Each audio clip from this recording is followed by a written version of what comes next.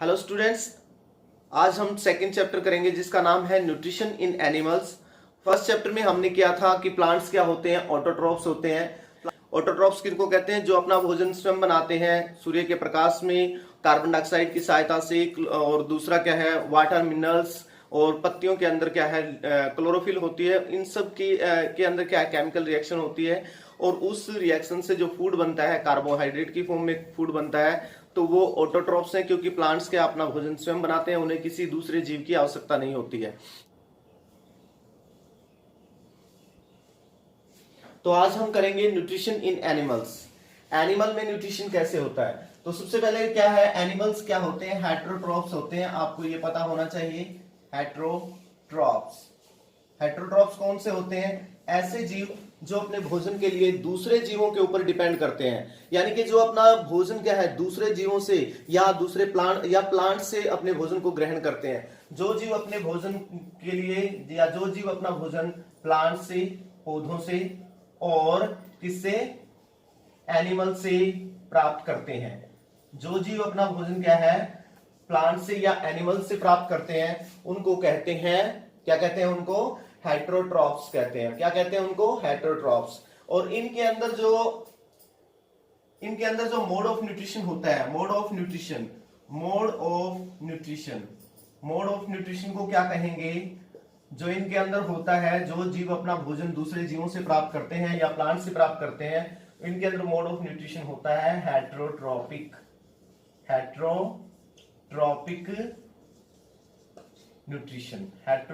Nutrition इनके अंदर होता है। तो फर्स्ट आपको हेटरोट्रॉफ्स पता होना चाहिए। प्लांट्स, जो जीव अपना ऐसे जीव जो अपना भोजन किससे? प्लांट्स और एनिमल्स से अपना भोजन प्राप्त करते हैं, उनको हेटरोट्रॉफ्स बोलते हैं। Mode of nutrition heterotrophic mode of nutrition होता है। और जो मोड ऑफ ईटिंग फूड या वे ऑफ ईटिंग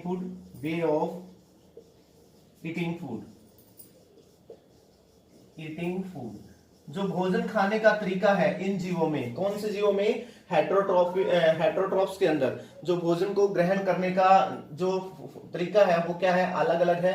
क्योंकि पृथ्वी के ऊपर बहुत से अनेक प्रकार के जीव जंतु हैं। कुछ जीव अपने भोजन को क्या करते हैं? च्यू करते हैं, अपने भोजन को चबाते हैं और उसको निगलते हैं। जैसे कि हम मनुष्य की बात करते हैं, ह्यूमन बींग क्या करते हैं? अपने भोजन को चबाते हैं दांतों के नीचे। पहले अपने मुंह में डालते हैं और फिर दांतों से चबाते हैं। चबाने के बाद जब भोजन सॉफ्ट हो जाता है, फिर उसको वो क्या करते हैं? निगल जाते हैं। ह्यूमन बींग्स में क्या होता है?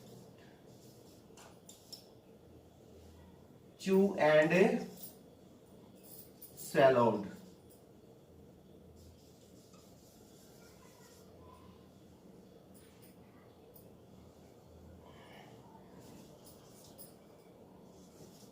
अपने भोजन को चबाते हैं और फिर उसको निगल जाते हैं। ये है क्या है? ये वे ऑफ ईटिंग फूड है ह्यूमन बींग्स के अंदर। और कुछ जीव क्या करते हैं? अपने भोजन को क्या नहीं करते? च्यू नहीं करते हैं। और वो क्या करते हैं? केवल क्या करते हैं? स्वैलोड करते हैं। और स्वैलोड कौन करता है? भाई स्नेक करता है। उसमें कौन सा जीव है? स्नेक, लिजार्ड, ये क्या करती हैं? ये स्वैलोड करती हैं। और ये क्या करते हैं? ये अपने फूड को क्या करते हैं? चबाते भी हैं और निगलते भी हैं। ह्यूमन बींग्स क्या करता है? चबाता भी है और निगलता भी है। स्नेक और लिजार्ड क्या करती हैं? केवल निगलती हैं। भोजन को क्या करती हैं? निगलना।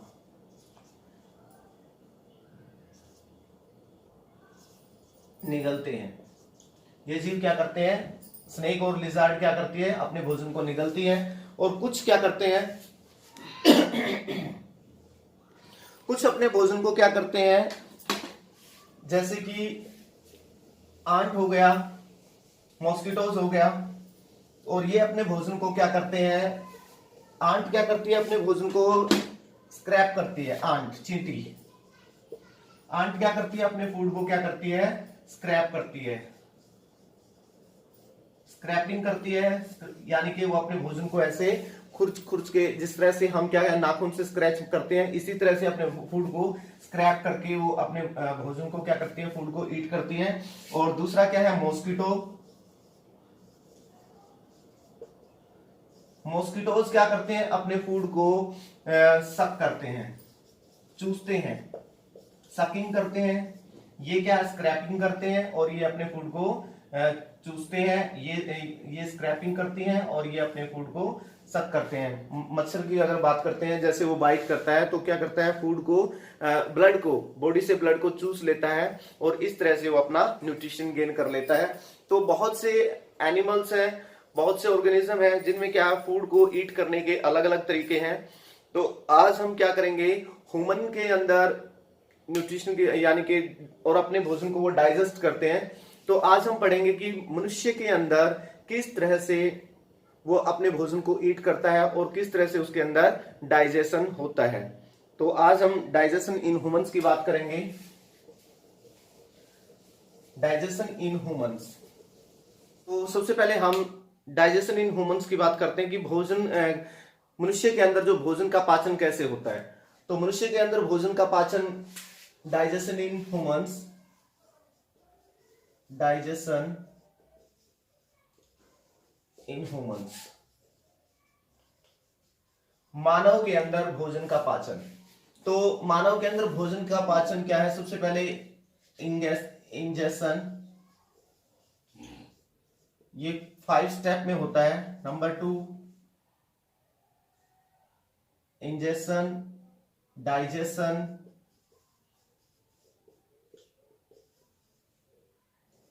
3 absorption,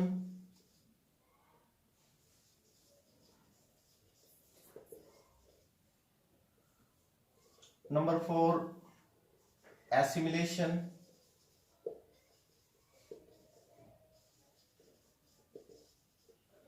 और 5 है इजेशन। होते हैं। इंगेशन का मतलब क्या है, इंगेशन सबसे पहले भोजन को खाया जाता है, फिर डाइजेशन, फिर उसका पाचन होता है, उसको डाइजेशन कहते हैं। और यानी कि कॉम्प्लेक्स फॉर्म से सिंपलर फॉर्म में टूट जाता है, छोटे छोटे टुकड़ों में टूटता है। उसके बाद उसको अब्जॉर्व कर लिया जाता है बॉडी के द्वारा। और माउथ से लेकर एनस तक एक डाइजेस्टिव सिस्टम है जिसको क्या कहते हैं, एलिमेंट्री कैनाल बोलते हैं। ये सारा का सारा जो प्रोसेस होता है कहाँ होता है, एलिमेंट्री कैनाल में होता है। ये सारा प्रोसेस कहाँ होता है, एलिमेंट्री कैनाल के अंदर होता है, एलिमेंट्री कैनाल में। ये सारा प्रोसेस क्या है, एलिमेंट्री कैनाल के अंदर होता है। और इसी को क्या कहते हैं, डाइजेस्टिव सिस्टम कहते हैं। इसी एलिमेंट्री कैनाल को डाइजेस्टिव सिस्टम कहते हैं। और ये कहां से शुरू होता है, हमारे माउथ से शुरू होता है। और एनस, लास्ट पार्ट इसका एनस है एलिमेंट्री कैनाल का। तो ये सारा प्रोसेस इसके अंदर होता है। अब हम इसकी डिटेल से स्टडी करेंगे। तो चलिए शुरू करते हैं, कैसे कैसे कहां कहां से शुरू होता है डाइजेशन। सबसे पहले इंगेशन की बात हमने की थी। इंगेशन या इंजेशन आप बोल सकते हैं। तो इसमें क्या है, फूड को माउथ में डाला जाता है। माउथ में डालते हैं तो सबसे पहले क्या है, यहां ये अगर हम डायग्राम की बात करते हैं, ये माउथ है,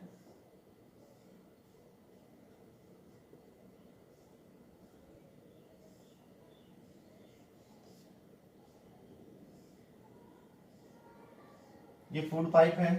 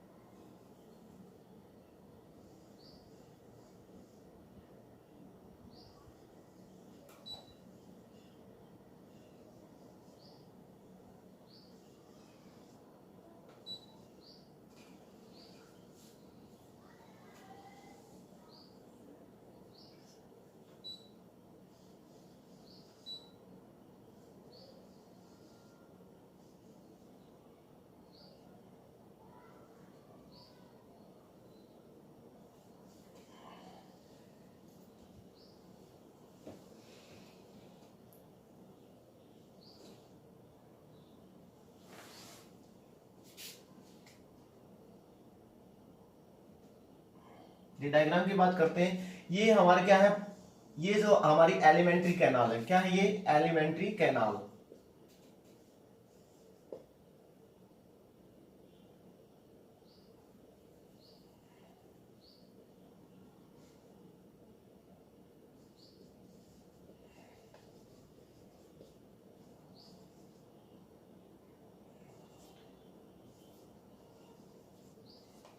ये एलिमेंट्री कैनाल कहाँ है, माउथ से शुरू होती है और ये लास्ट पार्ट है एनस।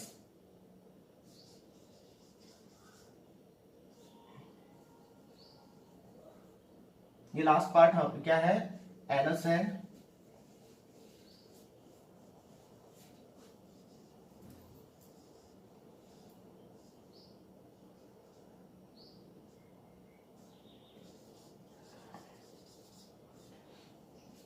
तो ये फर्स्ट पार्ट को बक्कल कैविटी बोलते हैं।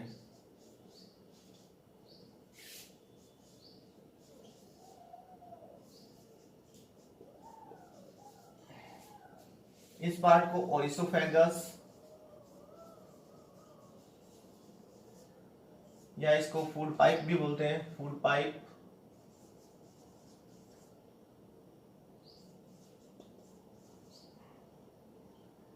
फेरिंग्स भी बोलते हैं इसको।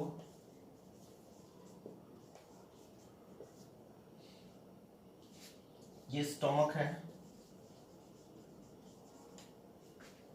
ये लार्ज इंटेस्टाइन है, लार्ज इंटेस्टाइन।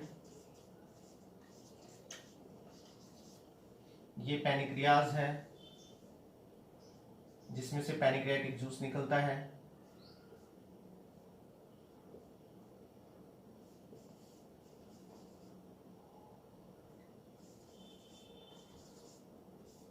पैनिक्रियाज। और यहां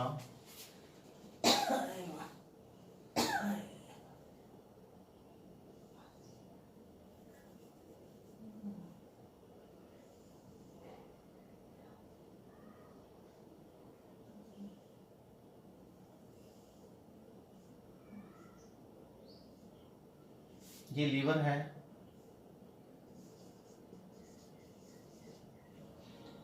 लार्जेस्ट ग्लैंड भी बोलते हैं इसको।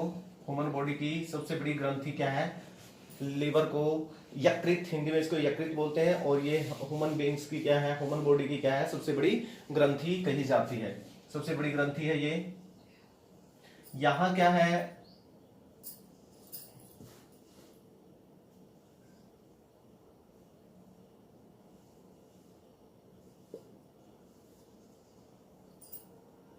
यहां पे क्या है, सैलिवरी ग्लैंड्स है।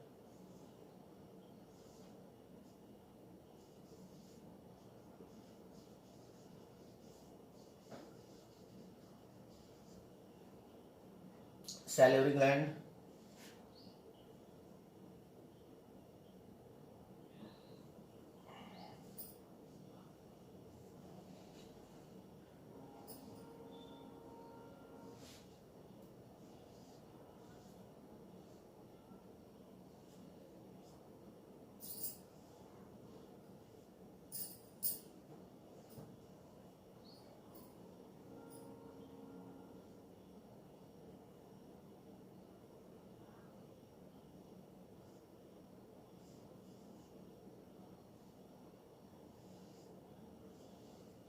ये गॉल ब्लैडर है।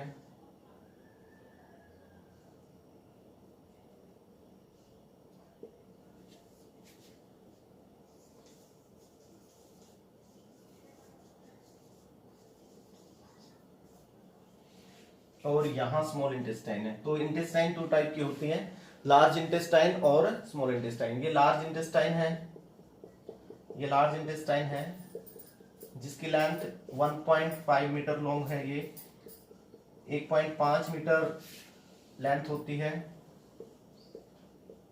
बड़े साइज में क्या है, ये इसका जो डायमीटर है वो ज्यादा है, इसलिए इसको लार्ज इंटेस्टाइन बोलते हैं। डायमीटर में ज्यादा है लेकिन लेंथ कम है। लेंथ कितनी है इसकी, 1.5 मीटर लेंथ है इसकी, 1.5 मीटर। लार्ज इंटेस्टाइन की जो लेंथ है 1.5 मीटर है। और स्मॉल इंटेस्टाइन ये कोएल्ड फॉर्म में यहाँ पे क्या है, एक कोएल्ड फॉर्म में है। कोएल्ड फॉर्म का मतलब ये यहाँ उलझी हुई पड़ी है, कोयल की फॉर्म में यहाँ पड़ी है। और इसकी जो लेंथ है, इसकी लेंथ ज्यादा होती है। इसकी लेंथ 7.5 मीटर लेंथ होती है। ये क्या है, पतली है, थिन है ये। डायमीटर इसका कम है, लेकिन इसकी लेंथ ज्यादा है, इसलिए और इस डायमीटर कम होने के कारण इसको क्या है, स्मॉल इंटेस्टाइन बोलते हैं। लेकिन लेंथ में ये ज्यादा है। और इसकी लेंथ कितनी है, इसकी लेंथ है 7.5 मीटर, 7.5 मीटर। और ये लार्ज इंटेस्टाइन के यहाँ देखो, जैसे इसके बीच में यहाँ उलझी हुई पड़ी हुई दिख रही है। तो ये क्या है, ये है स्मॉल इंटेस्टाइन। और जो फूड का पाचन होता है, भोजन जो पचता है, कंप्लीट फूड का जो डाइजेशन होता है कंप्लीट हो जाता है किसके अंदर, इसके अंदर स्मॉल इंटेस्टाइन में फूड का जो डाइजेशन है वो कंप्लीटली, फूड क्या है, कंप्लीटली डाइजेस्ट हो जाता है। और ये यहां से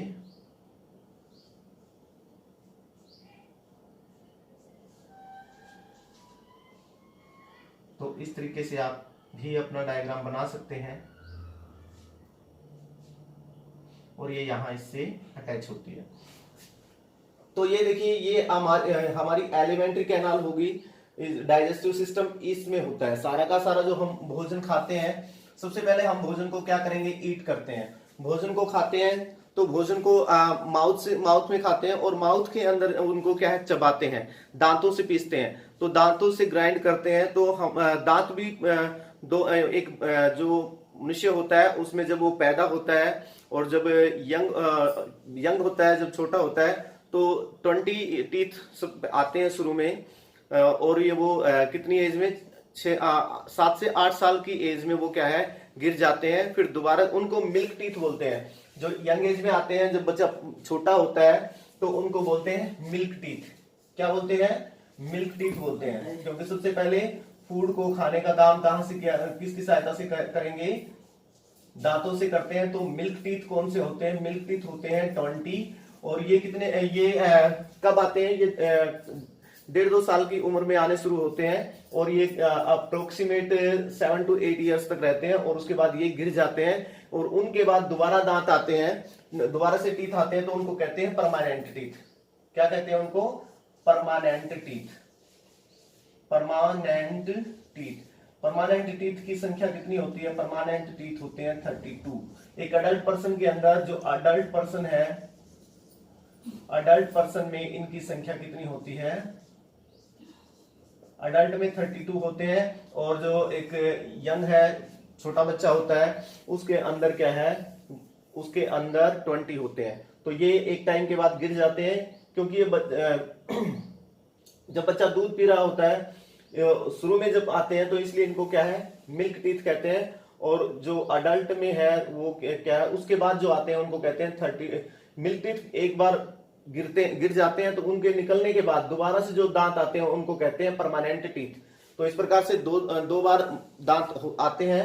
और उसके बाद तीसरी बार अगर टूट जाता है तो फिर दोबारा से दांत नहीं आएगा।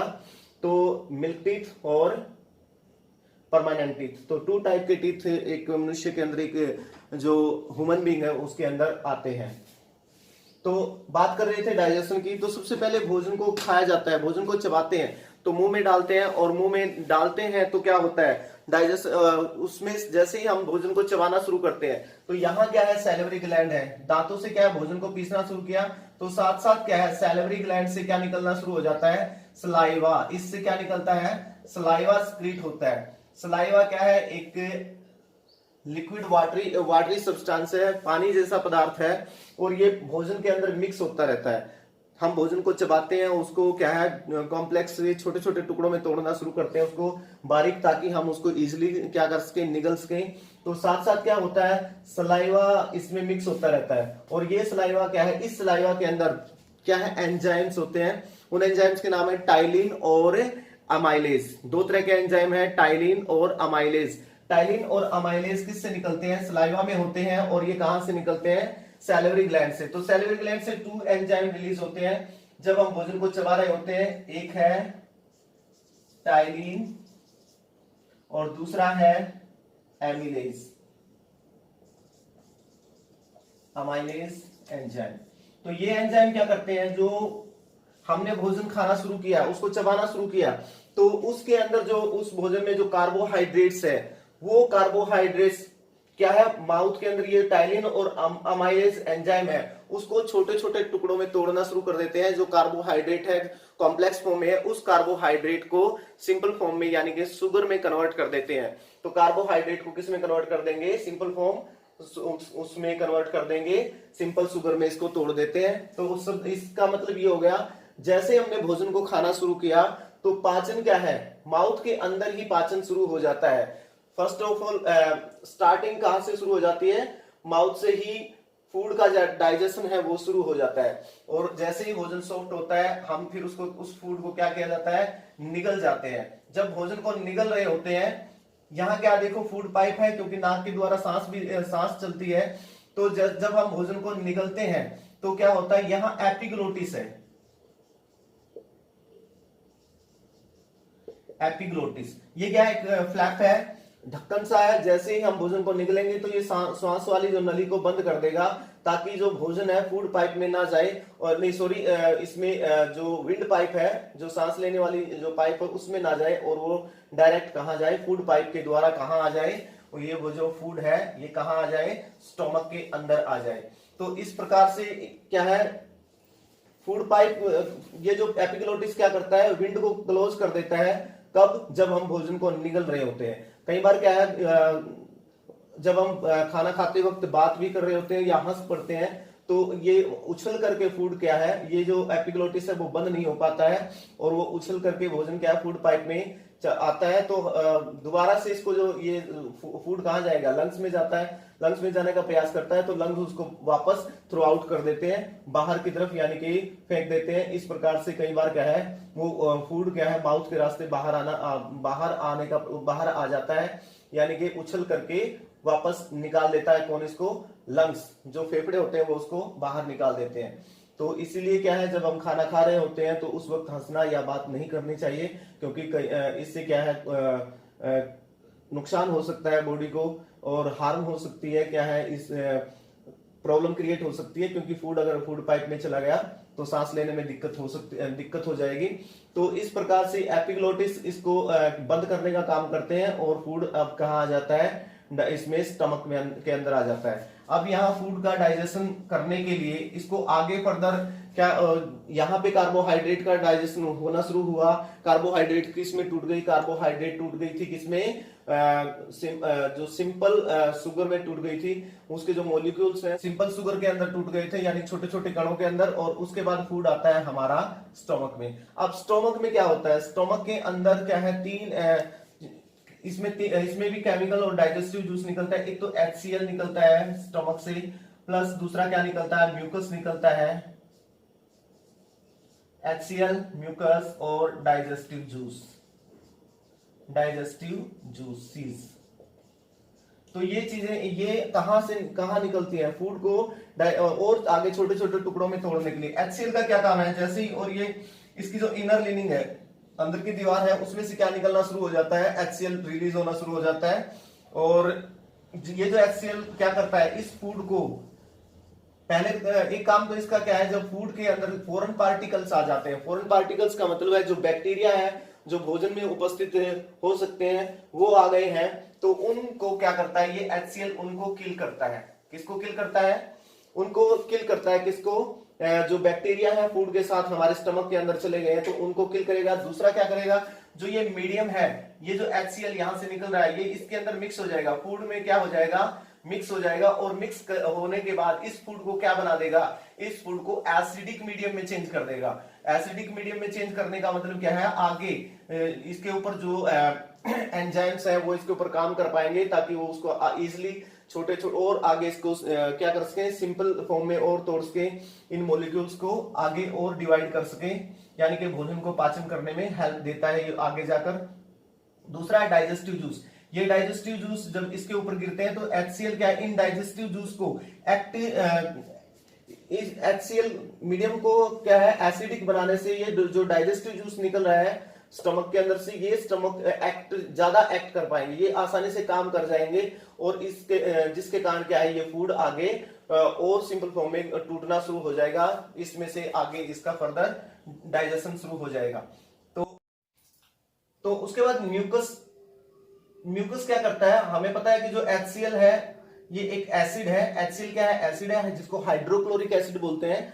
HCl की फुल फॉर्म है हाइड्रोक्लोरिक एसिड। ये एसिड क्या कर सकता है, इसको जो इसकी इनर लिनिंग है, स्टमक की जो इनर लिनिंग है उसको क्या कर सकता है, नष्ट कर सकता है। तो उसको नष्ट होने से बचाने के लिए म्यूकस एक चिकना पदार्थ है, स्लिमी सब्सटेंस है, चिकना पदार्थ है, और ये इस पदार्थ की जो लेयर है इनर लिनिंग के ऊपर एक लेयर बन जाती है, जिससे क्या है HCl इसको हार्म नहीं कर पाता है। तो म्यूकस क्या करता है, म्यूकस स्टोमक को प्रोटेक्ट करता है। म्यूकस का क्या काम है, म्यूकस स्टोमक को प्रोटेक्ट करता है, इसको HCl से होने वाले नुकसान से बचाता है। तो म्यूकस का क्या काम है, म्यूकस क्या करता है, जो HCl से स्टोमक को नुकसान हो सकता है, इसकी इनर लिनिंग अंदर की जो दीवार है उसको जो नुकसान हो सकता है, उस नुकसान को कौन बचाता है, म्यूकस बचाता है, क्योंकि उसके ऊपर अपना लेप कर देता है पूरे के ऊपर, ये अंदर की दीवार में पूरे के ऊपर फैल जाता है, जिससे HCl इसको हार्म नहीं कर पाता है।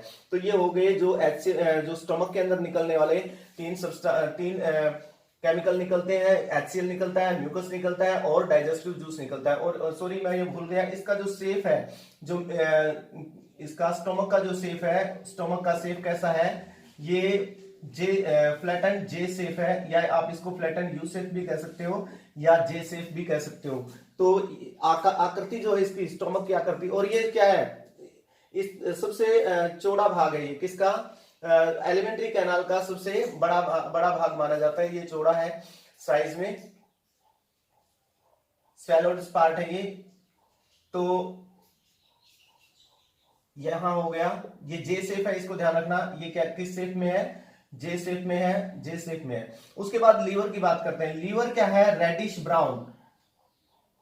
ब्राउन ग्लैंड है, और ये क्या है, रेडिश ब्राउन ग्लैंड है, और ये बॉडी की सबसे बड़ी ग्रंथि मानी जाती है। ग्लैंड का मतलब ग्रंथि, तो ये हमारे जो पाचन सिस्टम की सबसे बड़ी ग्रंथि मानी जाती है, जिसको क्या कहते हैं, लीवर कहते हैं। लीवर के अंदर से क्या निकलता है, बाइल जूस निकलता है। लीवर में से क्या सीक्रेट होता है, बाइल जूस सीक्रेट होता है, जो पेल येलो सब्सटेंस है, बाइल जूस इसमें से निकलता है। और वो कहां स्टोर होता है, जो बाइल जूस इसमें से निकलेगा वो इसके अंदर स्टोर हो जाएगा।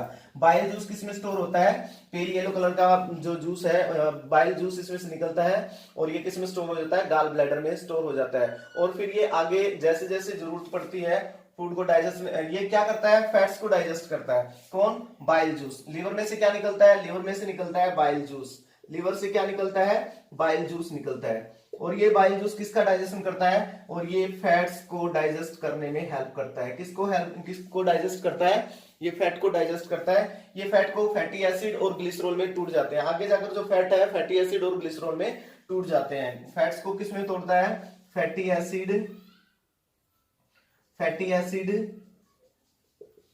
And glycerol.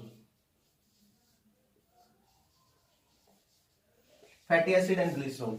तो liver largest gland of the body, शरीर की सबसे बड़ी ग्रंथि का नाम क्या है, लीवर है। सबसे बड़ी ग्रंथि का नाम क्या है, लीवर। और ये किसको तोड़ती है, ये इसमें से क्या निकलता है, बाइल जूस इसमें से रिलीज होता है। Liver is the largest gland, liver is largest gland. सबसे बड़ी ग्रंथि का नाम क्या है, लीवर है। सबसे बड़ी ग्रंथि का नाम क्या है, लीवर है। और लीवर में से क्या निकलता है, बाइल जूस निकलता है। बाइल जूस कहां स्टोर होता है, गाल ब्लैडर में स्टोर होता है। लीवर क्या है, सबसे बड़ी ग्रंथि है, इसमें से क्या निकलता है, बाइल जूस निकलता है। और वो बाइल जूस स्क्रीट होता है, वो कहां स्टोर होता है, वो स्टोर होता है गाल ब्लैडर के अंदर। और आगे है पैनिक्रियाज में से क्या निकलता है, पैनिक्रियाटिक जूस निकलता है। पैनिक्रियाज से क्या निकलता है भाई, पैनिक्रियाटिक जूस किससे निकलता है, पैनिक्रियाज से क्या निकलता है, पैनिक्रियाटिक जूस निकलता है। पैनिक्रियाज से पैनिक्रियाटिक जूस निकलता है, पैनिक्रियाज से पैनिक्रियाटिक जूस। और तो उसके बाद जो डाइजेस्टेड फूड है, यहां से मैंने बताया था, यहां जो फूड है, जैसे ही यहां डाइजेशन पूरा हो जाता है तब फूड आगे आएगा और यहाँ से ये ओपनिंग है, ये यहाँ से अपने आप क्या है, ये ओपनिंग खुल जाएगी।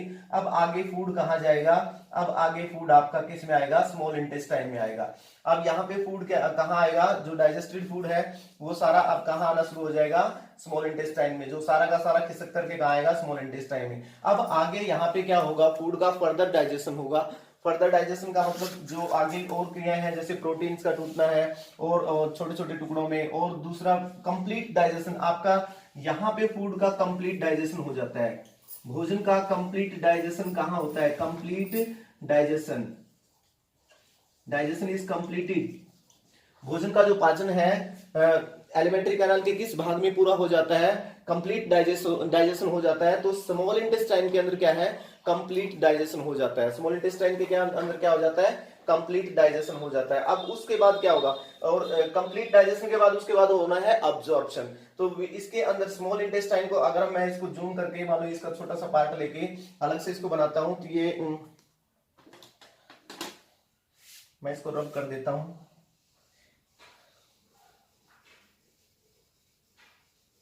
यहां से ये भी हटा देता हूं, गाल ब्लैडर लीवर, यहां तक के आसानी से आपको समझा सकूं।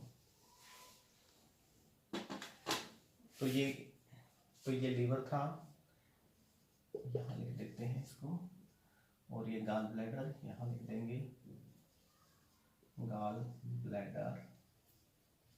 और इसमें से क्या निकलता है, बाइल जूस निकलता है, इसमें से लीवर से, ये हमने कर लिया स्टोर। कहाँ होता है ये बाइल जूस, स्टोर होता है लीवर, इसमें गाल ब्लैडर में। तो बात करते हैं स्मॉल इंटेस्टाइन की। अब फूड आपका कहाँ हो गया, स्मॉल इंटेस्टाइन में। अगर मैं इसको अगर बड़ा करके दिखाता हूं, तो ये हमारी क्या है, स्मॉल इंटेस्टाइन है। ये क्या है, स्मॉल इंटेस्टाइन, स्मॉल इंटेस्टाइन है। और इसके अंदर क्या होते हैं, इसकी अंदर की जो दीवार है, इसके ऊपर, इसके अंदर की दीवार में क्या है, इस तरह की उंगली जैसी संरचनाएं होती हैं। इन उंगली जैसी संरचनाओं को क्या कहते हैं, ये फूड है। तो इनको कहते हैं विली। क्या कहते हैं इनको, विली, विली। और इसकी सिंगुलर फॉर्म है विलस। अगर एक की बात हम करें, एक विली को अगर हम एक विली बोलते हैं तो उसको कहेंगे इंग्लिश में विलस। तो विली क्या है, विली स्मॉल इंटेस्टाइन के अंदर उंगली जैसी संरचनाएं, किसके अंदर, स्मॉल इंटेस्टाइन के अंदर उंगली जैसी संरचनाएं, जिनको क्या कहते हैं, विली कहते हैं। ये विली क्या करती हैं, विली क्या करती हैं, ऑब्जॉर्प्शन। अब फूड को ऑब्जॉर्व करना है, डाइजेस्टेड फूड को, जो मेन तत्व है उनको ऑब्जॉर्व करना है, मॉलिक्यूल्स को। तो ये विली क्या करती है, डाइजेशन के एरिया को इंक्रीज कर देती है। स्मॉल इंटेस्टाइन का जो एरिया, इसका ऑब्जर्वेशन एरिया ज्यादा से ज्यादा क्या कर पाएंगी, ये ऑब्जर्वेशन कर पाएंगी। तो इनका काम क्या है, इंक्रीज करना, किसको, जो सरफेस एरिया है।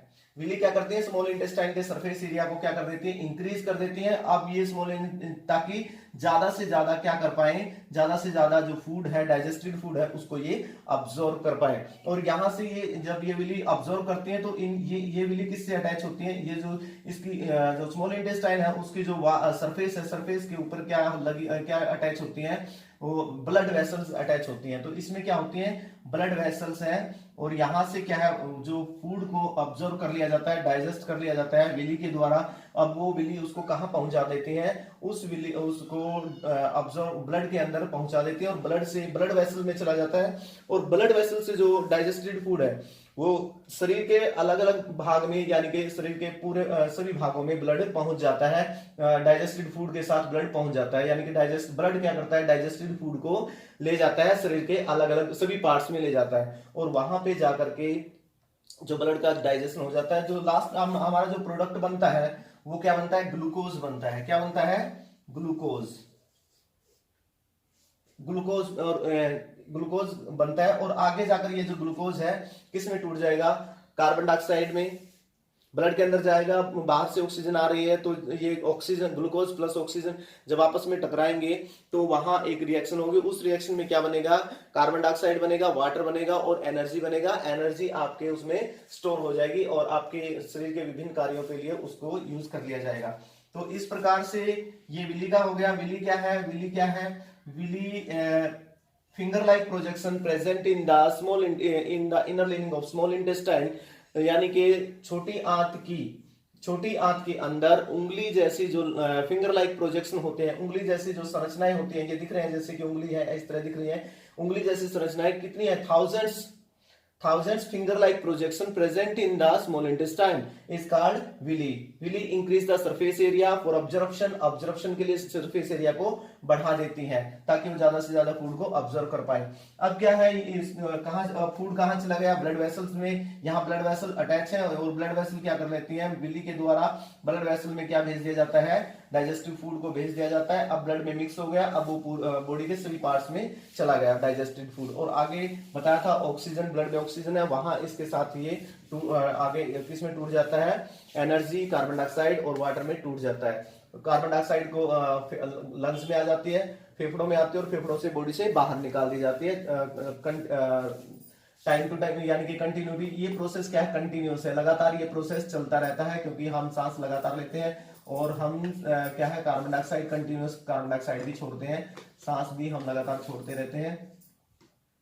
तो ये प्रोसेस इस तरीके से पूरा हो जाता है। तो उसके बाद क्या है? डाइजेशन हो गया। अब क्या है? अनडाइजेस्टेड फूड की बात करते हैं, क्योंकि डाइजेशन के बाद कुछ बचा है और वो है अनडाइजेस्टेड फूड, जिसको हमारा शरीर क्या है, डाइजेस्ट नहीं कर पाया है, वो अनडाइजेस्टेड है। अब यहां से क्या है, अनडाइजेस्टेड फूड कहां जाएगा? देखो, इससे होता हुआ यहां इस रास्ते से कहां चला जाएगा? लार्ज इंटेस्टाइन में। अब जो अनडाइजेस्टेड फूड है वो कहां आ जाएगा? लार्ज इंटेस्टाइन में। अनडाइजेस्टेड फूड जिसको हमारी बॉडी अब्सॉर्ब नहीं कर पाई है, जिस फूड को अब्सॉर्ब नहीं कर पाया, वो अनडाइजेस्टेड फूड है। अब वो बॉडी के लिए बेकार है, उसको बॉडी से बाहर निकालना जरूरी है।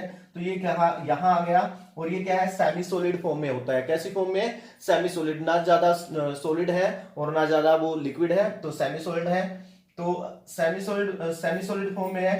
तो यहां भी क्या है, साथ में इसमें वाटर भी आता है और कुछ साल्ट आते हैं जो हमारी बॉडी के लिए जरूरी है। तो ये लार्ज इंटेस्टाइन क्या करती है? लार्ज इंटेस्टाइन जो अनडाइजेस्टेड फूड के साथ वाटर और साल्ट चले गए हैं जो हमारी बॉडी के लिए जरूरी थे, उनको क्या कर लेता है? ये अब्सॉर्ब कर लेता है, फर्दर इनको अब्सॉर्ब कर लेगा। ये किसको अब्सॉर्ब करता है? लार्ज इंटेस्टाइन का काम क्या है? लार्ज इंटेस्टाइन क्या करती है? अब्सॉर्प्शन करती है किसका? साल्ट का। और salt and water, salt and water को अगर ज्यादा चला गया है यहां से इसमें लार्ज इंटेस्टाइन में, तो साल्ट और वाटर को क्या कर लिया जाएगा? अब्सॉर्ब कर लिया जाएगा। किसके द्वारा? अब्सॉर्ब कर लिया जाएगा। किसके द्वारा? लार्ज इंटेस्टाइन के द्वारा। अब क्या बच गया? जो फिकल मटेरियल बच गया, जो वेस्टेज है, अनडाइजेस्टेड है, जिसको बॉडी डाइजेस्ट नहीं कर पाती है, तो वो क्या है? ये जो कहाँ आएगा? ये जो अनडाइजेस्टेड मटेरियल यहां आएगा। यहां एक पार्ट है जिसको हम बोलते हैं रेक्टम, और ये रेक्टम में इकट्ठा हो जाएगा। कहां होगा? रेक्टम में। और फिर रेक्टम से क्या है? एनएस के द्वारा, जैसे अर्ज लगती है, एनएस के द्वारा इसको बॉडी से बाहर फेंक दिया जाता है, शरीर से बाहर निकाल दिया जाता है। तो ये हमारा डाइजेशन पूरा हो चुका है। आई थिंक डाइजेशन में मेरे ख्याल से कोई चीज रही नहीं है कि हमारा जो एलिमेंट्री कैनाल है, एलिमेंट्री कैनाल को के अंदर ही क्या होता है? डाइजेशन होता है। ये पूरी कैनाल कहां से शुरू होती है? माउथ से शुरू होती है, जिसको बक्कल कैविटी कहते हैं। उसके बाद ये थोड़ा आगे जाके ओइसोफेगस, फूड पाइप भी बोलते हैं इसको। और उसके बाद आगे ये इसका एक पार्ट आगे बन जाता है जिसको हम स्टोमक बोलते हैं। स्टोमक के बाद आगे स्मॉल इंटेस्टाइन, और small intestine, large intestine. 1 buccal cavity, 2 oesophagus, 3 stomach, 4 large intestine और 5 स्मॉल इंटेस्टाइन। तो इस प्रकार से। और एक और बात, जैसे भोजन यहाँ जो अनडाइजेस्टेड फूड आता है, तो यहाँ एक पार्ट है जिसका नाम है अपेंडिक्स। अपेंडिक्स, ये जो पार्ट है, ये जैसे थोड़ा सा ये आगे निकला हुआ पार्ट है, इसको अपेंडिक्स बोलते हैं। कई बार क्या होता है, जो डाइजेस्टेड फूड है, अगर हमारी जो इंटेस्टाइन है, ये इंटेस्टाइन 2 टाइप की होगी, लार्ज इंटेस्टाइन और स्मॉल इंटेस्टाइन।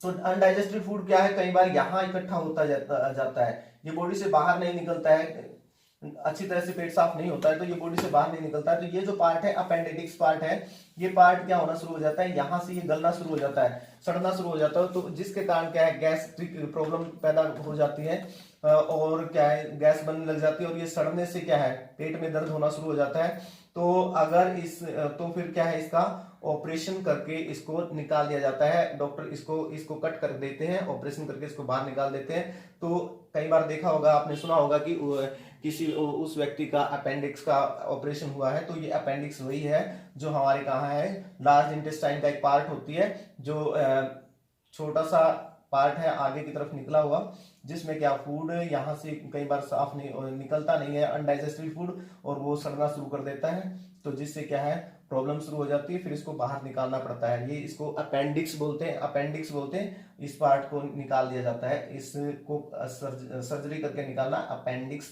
ऑपरेशन कहलाता है। तो ये भी आपको जान लेना चाहिए। इसलिए क्या हमारी बॉडी की क्लीन, हमें अपनी बॉडी को कंटिन्यूटी में क्लीन रखना जरूरी है, हमारी इंटेस्टाइन का अच्छे तरीके से साफ होना भी जरूरी है, नहीं तो ये अपेंडिक्स प्रॉब्लम हो सकती है।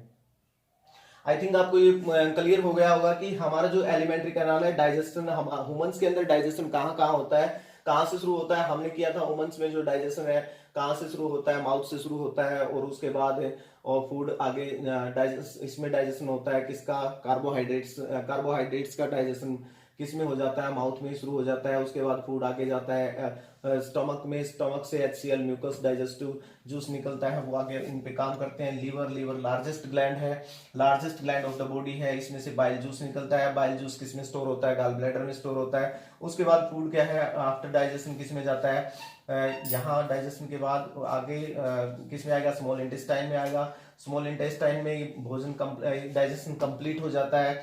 उसके बाद डाइजेशन कंप्लीट के बाद हमने पढ़ा था स्मॉल इंटेस्टाइन में फिंगर लाइक प्रोजेक्शन है, जिसको विली कहते हैं, और ये विली क्या करती हैं, ऑब्जर्वेशन में हेल्प करती है, increase the observation area, surface area को इंक्रीज कर देती हैं, ताकि ज्यादा से ज्यादा फूड को, डाइजेस्टेड फूड को ऑब्जर्व कर लें, और यहाँ से ऑब्जर्व किया गया फूड कहा जाता है ब्लड वेसल्स के थ्रू किसमें चला जाता है, बॉडी के अंदर चला जाता है, और आगे उसको ग्लूकोज को आगे डिवाइड हो जाती है, तो एनर्जी, कार्बन डाइऑक्साइड और वाटर बनता है। और अभी जो अनडाइजेस्टेड फूड था वो लार्ज इंटेस्टाइन में आता है, अनडाइजेस्टेड फूड लार्ज इंटेस्टाइन में आएगा, और साथ ही इसको, ये सेमी सॉलिड है, साथ में इसमें वाटर और कुछ साल्ट हो सकते हैं। तो यहाँ साल्ट और वाटर को कौन ऑब्जर्व कर लेता है, यहाँ लार्ज इंटेस्टाइन ऑब्जर्व कर लेती है, और जब अनडाइजेस्टेड फूड है ये रेक्टम में आता है, रेक्टम से फिर बॉडी से निकाल दिया जाता है। तो इस प्रकार से डाइजेशन इन ह्यूमन हो गया है। तो आई थिंक आपको ये वीडियो अच्छी लगी, समझ आया होगा जो मैंने समझाया।